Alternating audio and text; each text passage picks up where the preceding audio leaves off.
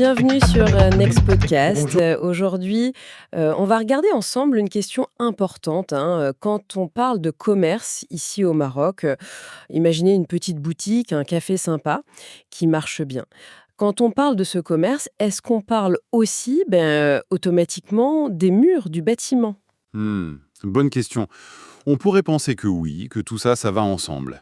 Oui, voilà. Mais attention, en droit marocain, c'est pas si simple que ça. L'activité, le commerce lui-même et le local, les murs, eh bien, ce sont 2 choses différentes. Alors l'objectif aujourd'hui, c'est de comprendre pourquoi la loi les sépare et ce que ça change en fait. Surtout si on veut acheter ou vendre un commerce. Prêt à explorer ça? Oui, et c'est vraiment fondamental comme distinction. La connaître, ça évite pas mal de problèmes et parfois des erreurs qui coûtent cher, quoi. Le droit marocain, le code de commerce, il est très clair là-dessus. Et cette séparation, elle a ses raisons. Comprendre ça, c'est déjà important pour son projet.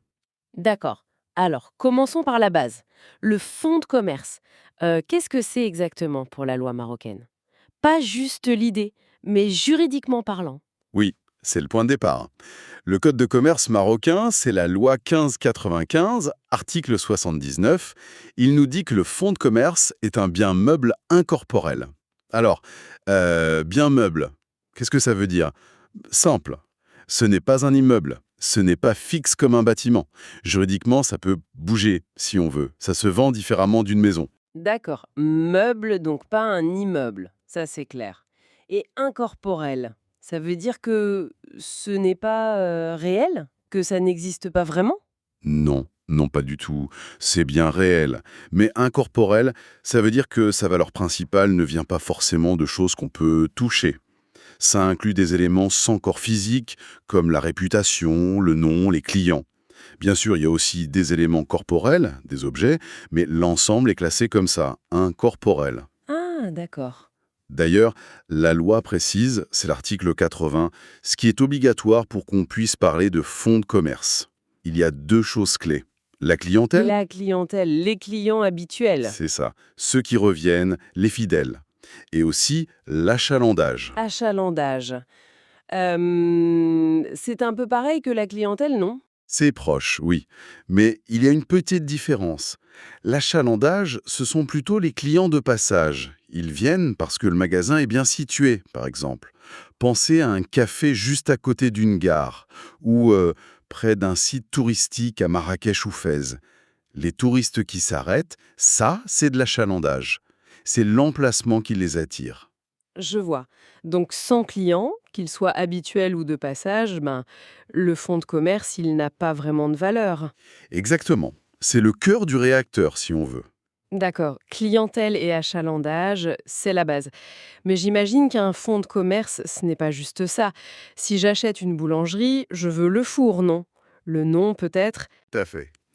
L'article 80 dit aussi que le fonds comprend d'autres éléments s'ils existent et s'ils servent à l'activité. Et là, la liste peut être longue, hein. Il y a le nom commercial, le nom connu de la boutique, une marque locale connue par exemple. Oui, ou l'enseigne, le panneau sur la boutique, le logo. Exactement, l'enseigne. Et puis, un élément très important, le droit au bail. Le droit au bail. Oui, si le commerçant loue le local, s'il n'est pas propriétaire des murs, le droit de continuer à louer cet endroit, c'est souvent très précieux. Ça fait partie du fond. On va y revenir plus en détail. D'accord. Et les choses physiques, alors? Les tables, les chaises dans un restaurant? Oui, ça c'est le mobilier commercial. Il y a aussi les marchandises, le stock quoi. Le matériel et l'outillage, les machines, les outils du métier, et même parfois des choses comme des brevets, si on a inventé un produit, des licences pour vendre certains trucs, des marques. Ah oui, c'est un sacré paquet de choses en fait, hein. Des trucs invisibles comme les clients, le nom, et des trucs très concrets comme les meubles, les machines. C'est un peu comme pour un bon restaurant, le fond, ce serait la recette secrète, la bonne réputation, les clients fidèles, tout ça, incorporel. Mais aussi les casseroles, les tables, ça c'est corporel. Mais tout ça, ce n'est pas le bâtiment lui-même, la cuisine en dur. C'est une très bonne image. Et le point clé vraiment, c'est que la loi met tout ce package, recettes, réputation, clients, outils, stock, dans la catégorie bien meuble incorporel. Même avec des objets dedans, l'ensemble est vu comme un bien meuble par la loi. Ok, alors si on résume ce premier point important, le fonds de commerce, d'après la loi marocaine, c'est un bien meuble incorporel. Ça veut dire, ce n'est pas le bâtiment.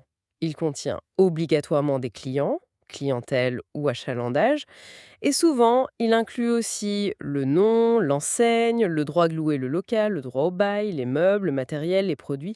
Tout ça, c'est vu comme une unité mobile, pas comme un bien immobilier fixe. C'est exactement ça. Et cette idée de bien meuble, c'est vraiment la clé pour comprendre la suite. Justement, parlons-en. Si le fonds de commerce a tous ces éléments, et même le droit de louer le local, qu'est-ce qui se passe avec le local lui-même? Les murs, le sol, le toit du magasin, est-ce que ça fait partie du fonds de commerce? Alors là, la réponse de la loi est euh, très très claire. Non. Le local, les murs, le bâtiment, c'est un immeuble. En droit, c'est une catégorie complètement différente. Rappelez-vous, le fonds de commerce égale bien meuble. Le local égale bien immeuble.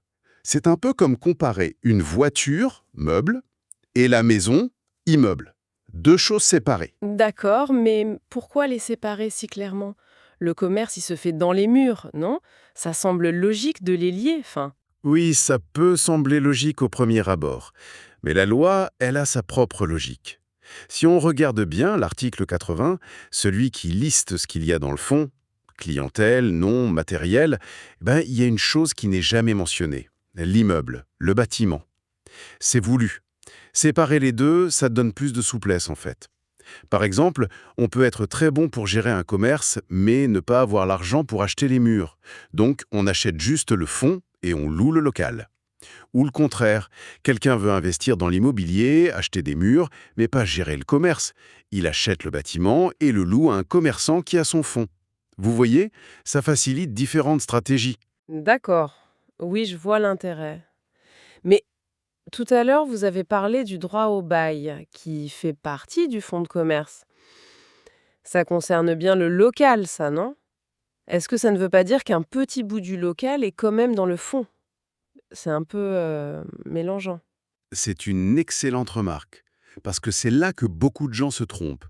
Oui, le droit au bail, c'est souvent super important dans un fonds de commerce. Mais attention, qu'est-ce que ça veut dire vraiment? Avoir le droit au bail, ça signifie avoir le droit de rester locataire dans le local, selon les règles du bail commercial, du contrat de location. C'est le droit d'utiliser les murs, pas le droit de posséder les murs. C'est ça la nuance clé. Ah, d'accord.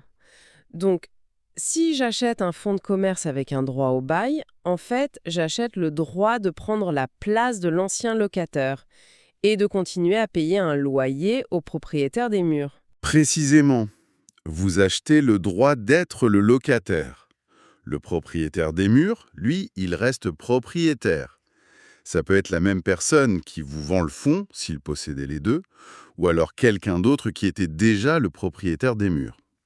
Avoir le droit au bail, c'est avoir un contrat de location. Être propriétaire des murs, c'est avoir un titre de propriété immobilière. Deux droits différents sur deux choses différentes. Le fonds, meuble, et le local, immeuble. Ok, donc pour résumer ce deuxième point clé, les murs, le bâtiment, c'est un immeuble. Le fonds de commerce, activité, clients, etc., c'est un bien meuble incorporel. La loi marocaine les sépare bien.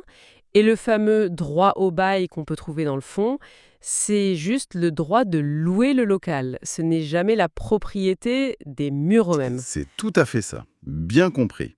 Et cette distinction, elle a des conséquences très pratiques, surtout quand on achète ou on vend. Voilà, parlons pratique. Alors, qu'est-ce que tout cela signifie concrètement? Si je veux acheter ce petit café sympa là, et que le vendeur est aussi propriétaire du bâtiment, comment ça se passe si je veux tout acheter, l'activité et les murs? Je signe un seul contrat pour le café et son bâtiment? Eh ben non, justement. C'est la conséquence logique de tout ça. Puisque le fonds de commerce, bien meuble, et l'immeuble, le local, sont deux biens différents pour la loi, on ne peut pas les vendre ensemble dans un seul acte. Si on veut vendre ou acheter les deux, il faut obligatoirement faire deux actes de vente séparés. Deux contrats différents? Même si c'est le même vendeur et le même acheteur pour les deux choses. Oui, absolument. Il faudra, premièrement, un acte de vente de fonds de commerce. Ce contrat va parler de la clientèle, du nom, de l'enseigne, peut-être du matériel, des marchandises. Et cet acte suit des règles spéciales du Code de commerce. Publicité, délai pour les créanciers, etc. Article 81 et suivant. Et deuxièmement, il faudra un acte de vente immobilière. Ce contrat ne parlera que des murs, du bâtiment. Et il suivra les règles du droit immobilier, enregistrement, conservation foncière, qui sont différentes. D'accord, ok, c'est plus clair comme ça. Ça veut dire qu'il y a plusieurs possibilités en fait. Voyons si j'ai bien saisi. K1, je peux acheter juste le fonds de commerce. Si le vendeur était locataire, je récupère son droit au bail et je deviens locataire. Le proprio des murs ne change pas. C'est ça? C'est exactement ça. Très fréquent. K3, le vendeur possède les murs et le fonds. Il décide de me vendre seulement le fonds. Donc, il reste propriétaire des murs et moi, en achetant le fonds, je deviens son locataire. Il devient mon bailleur. C'est possible aussi. Tout à fait. C'est aussi très courant.